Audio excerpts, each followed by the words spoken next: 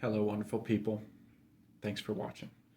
Today, we're going to take just a quick moment to talk about the cognitive behavioral emotional loop.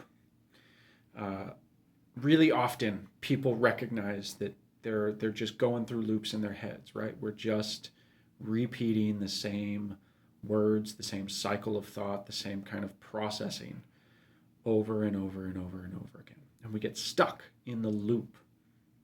And it's not a very healthy place to be because when we're stuck in the loop, often it feels insurmountable. And when it feels insurmountable, we give up.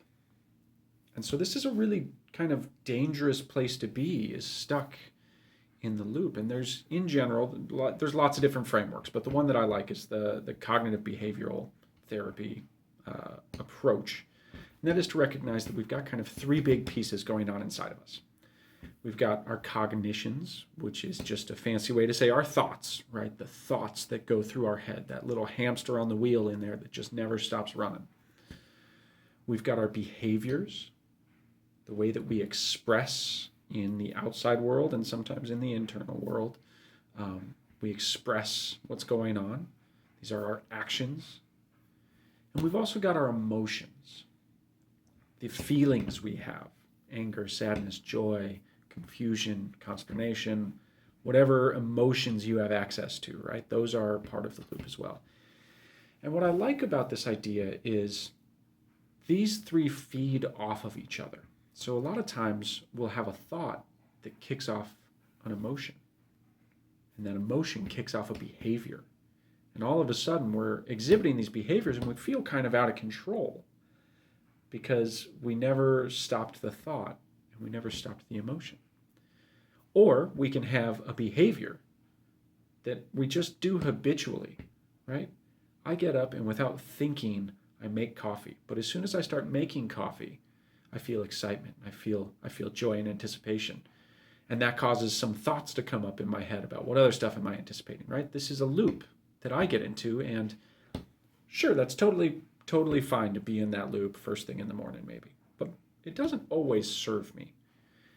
And there's less healthy loops than that too. There's, when I walk up the steps to my house, I immediately have these thoughts or these emotions come up because of what I think is going to happen inside. Ooh. And then you walk in the door and you can't be present because you're stuck in the loop. And the way that we deal with these loops is we pay attention to them.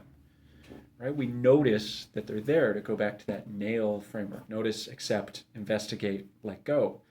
When we notice the loop is happening, when we notice the thoughts, even if we don't know what the behaviors are, we don't know what the emotions are, if we just notice the thoughts, or if we just notice the emotions, or if we just notice the behaviors, what that actually does is that causes a little interrupt in our mind that gives us a little space to choose something else. And with practice, we'll choose something other than what we've always done. But we have to have that space first.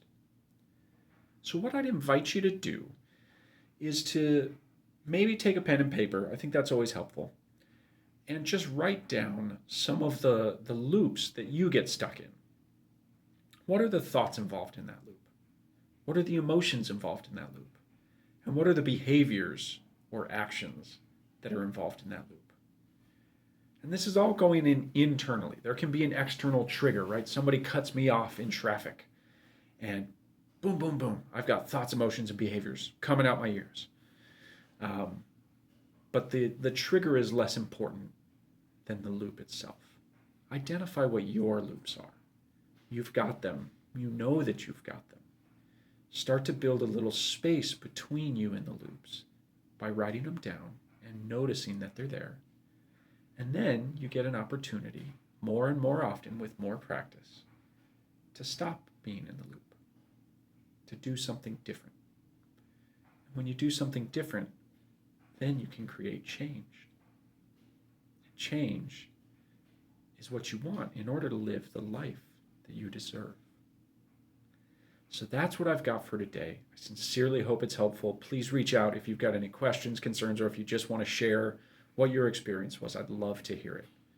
Have a wonderful day and keep up the great work.